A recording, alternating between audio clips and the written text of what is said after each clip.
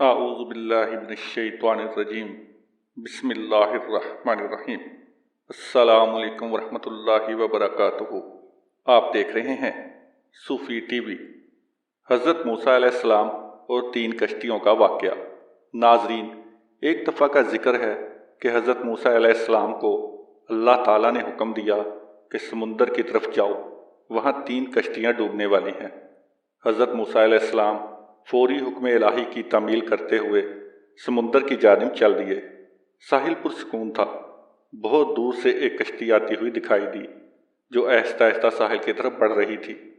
अभी वो किनारे से कुछ ही फासले पर थी कि हज़रत मूसा अलैहिस्सलाम ने आवाज़ दी कि ऐ कश्ती वालों, अल्लाह का हुक्म आने वाला है, होशियार रहना। उन्होंने जवाब दिया, आप जानते हैं कि अल्लाह के हुक्म को कोई नहीं टाल सकता। हम तो इसके बंदे हैं जो हुक्म इलाही के पाबंद है। कश्ती वाले ये बात कह ही रहे थे कि अचानक एक मौज उठी और कश्ती डोलने लगी। सवार अपने आप को बचाने की कोशिश करने लगे। इतने में एक और ज़बरदस्त मौज आई और कश्ती को अपने साथ बहाकर समुंदर की तह में ले गई। थोड़ी देर में एक और कश्ती नजर आई तो हज़रत मूसा अलैहिस्सलाम ने उन्हें भी खबरदार किया और कहा कि ज़रा मुहतात होकर आना।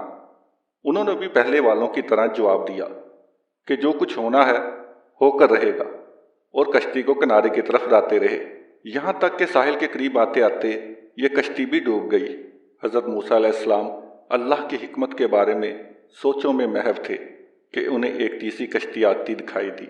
आपने हस्बे साबिक इस कश्ती वालों को भी नसीहत की कि देखो, अल्लाह का हुक्म आने वाला है, अपने गुनाहों की माफ़ी मांगते हुए ज़रा मुहतात होकर आओ।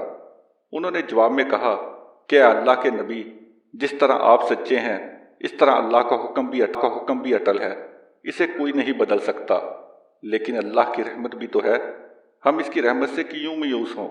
लिहाजा हम अल्लाह की रहमत पर भरोसा करके आ रहे हैं और वो अपनी रहमत के सदक़े में हमें ज़रूर अमन और सलामती के साथ किनारे पर पहुँचा देगा। कश्ती वालों का यह जवाब सुनकर हज़रत मूसा अलैहिस्सलाम खामोश हो गए। जब कश्ती बाहिफाजत किनारे आ लगी तो अल्लाह के पैगंबर सोचने लगे कि अल्लाह ने 3 कश्तियाँ डूबने का फरमाया था, 2 तो डूब गईं, लेकिन तीसरी सलामती के साथ किनारे आ लगी है, ये कैसे बच गई। इरशाद बारी ताला हुआ कि या मूसा, आपने सुना नहीं कि तीसरी कश्ती वालों ने क्या कहा।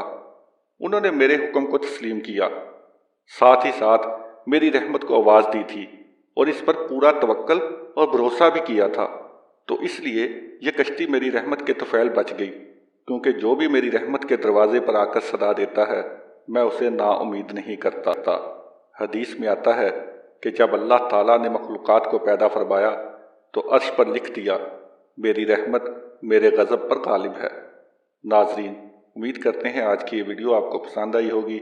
मज़ीद इस तरह की वीडियोस देखने के लिए हमारे चैनल सूफी टीवी को सब्सक्राइब कीजिए, हमारी वीडियोस को लाइक कीजिए, अपने दोस्तों के साथ शेयर कीजिए और नीचे कमेंट्स बॉक्स में अपनी आरा से हमें आगाह कीजिए।